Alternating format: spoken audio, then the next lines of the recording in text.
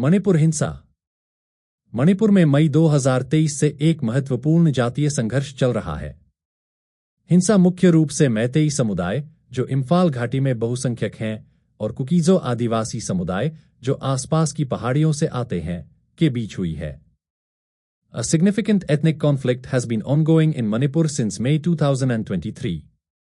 The violence has mainly occurred between the Meitei community, who form a majority in the Imphal Valley, and the Kukizo tribal community, who come from the surrounding hills. Manipur 3 राज्यों यथा नागालैंड, असम और मिजोरम के साथ सीमा साझा करता है। इसके अतिरिक्त यह म्यांमार के साथ अंतर्राष्ट्रीय सीमा साझा करता है। मणिपुर में 16 जिले हैं, परंतु आमतौर पर राज्य को घाटी और पहाड़ी जिलों में विभाजित निकाय के रूप में देखा जाता है। पहाड़ी जिलों की संख्या 5 है और ये राज्य के 90% क्षेत्र को आच्छादित करते हैं। Manipur shares borders with 3 states, namely Nagaland, Assam and Mizoram. Additionally, it shares an international border with Myanmar. Manipur has 16 districts, but generally the state is seen as a body divided into valley and hill districts. The hill districts are 5 in number and cover 90% of the area of the state. जबकि घाटी जिले राज्य के मात्र 10% क्षेत्र में ही विस्तृत हैं। मणिपुर में निवास करने वाले प्रमुख जातीय समूहों में मैतेई, नगा और कुकीचिन शामिल हैं। मैतेई समुदाय मुख्यतः घाटी जिलों में, जबकि नगा और कुकीचिन जनजातियां पहाड़ी जिलों में निवास करती हैं। Whereas valley districts are spread over only 10% area of the state. The major ethnic groups residing in Manipur include Meitei, Naga and Kukichin. The Meitei community resides mainly in the valley districts, while the Naga and Kukichin tribes live in the hill districts. मार्च 2023 में मणिपुर उच्च न्यायालय द्वारा गैर जनजातीय मैतेई समुदाय को अनुसूचित जनजाति का दर्जा प्रदान करने हेतु विचार करने का राज्य सरकार को निर्देश दिया गया। उल्लेखनीय है कि वर्तमान में मैतेई समुदाय को अन्य पिछड़ा वर्ग या अनुसूचित जाति की श्रेणी में वर्गीकृत किया गया है। In March 2023, the Manipur High Court directed the state government to consider granting scheduled tribe status to the non-tribal Meitei community. It is noteworthy that currently the Meitei community is classified in the category of other backward class or scheduled caste. यह समूह अनुसूचित जनजाति मांग समिति के माध्यम से दशकों से S.T का दर्जा दिए जाने की मांग कर रहा है। उच्च न्यायालय के इस निर्देश के विरुद्ध अखिल जनजातीय छात्र संघ मणिपुर द्वारा जनजातीय एकजुटता रैली का आयोजन किया गया, जिसके परिणामस्वरूप मणिपुर में हिंसा भड़क उठी। This group has been demanding S.T status for decades through the Scheduled Tribe Demand Committee. Against this direction of the High Court, Tribal Solidarity Rally was organized by All Tribal Students Union Manipur, ATSUM. As a result, violence broke out in Manipur. वर्ष 1949 में भारत संघ में मणिपुर के विलय से पहले मैतेई को जनजाति के रूप में मान्यता प्राप्त थी, परंतु संविधान अनुसूचित जातियां आदेश 1950 का मसौदा तैयार होने के बाद उनका यह दर्जा छिन गया। The Meiteis were recognized as a tribe before the merger of Manipur into the Union of India in the year 1949. But after the drafting of the Constitution, Scheduled Castes, Order 1950, they lost this status. Meitei को S.T का दर्जा के विरोध में लोगों का तर्क है कि मैतेई शैक्षिक, सामाजिक एवं आर्थिक रूप से अग्रणी है। अतः उन्हें S.T का दर्जा दिए जाने पर वर्तमान में S.T का दर्जा प्राप्त समुदाय को आरक्षण एवं अन्य लाभ प्राप्त करने में संघर्ष करना पड़ेगा। साथ ही S.T का दर्जा प्राप्त होने पर मैतेई समुदाय पहाड़ी जिलों में भी भूमि क्रय कर सकेगा।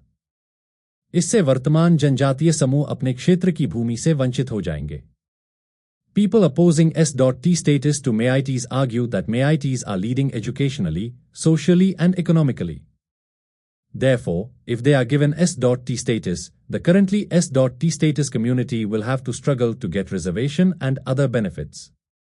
Also, after getting S.T status, the Meitei community will be able to purchase land in the hill districts also.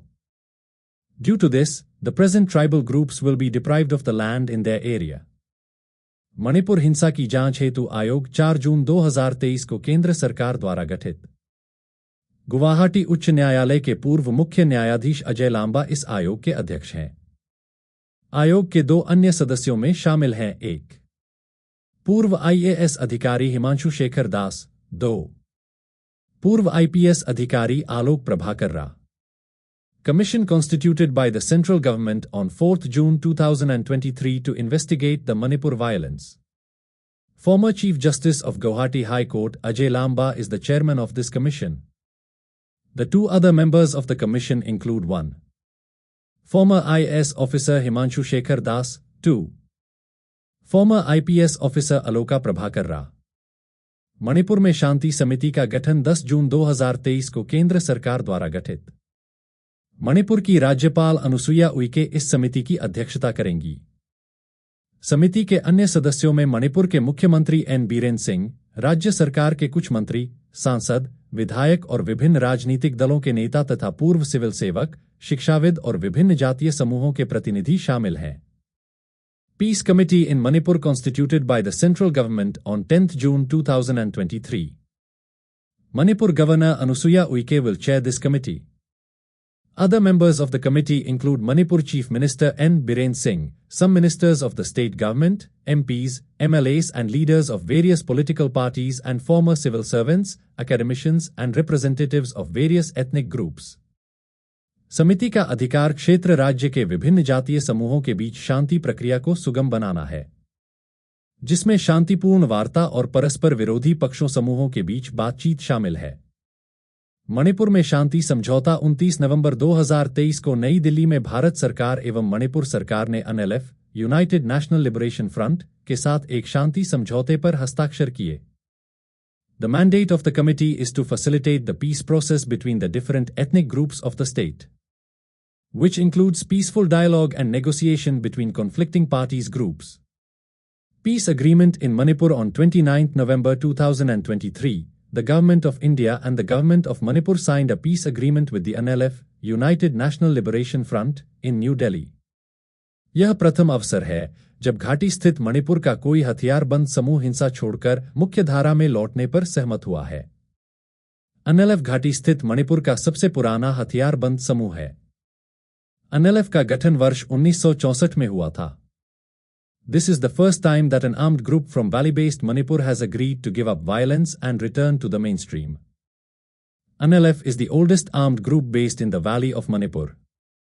NLF was formed in the year 1964. Please like, share and subscribe.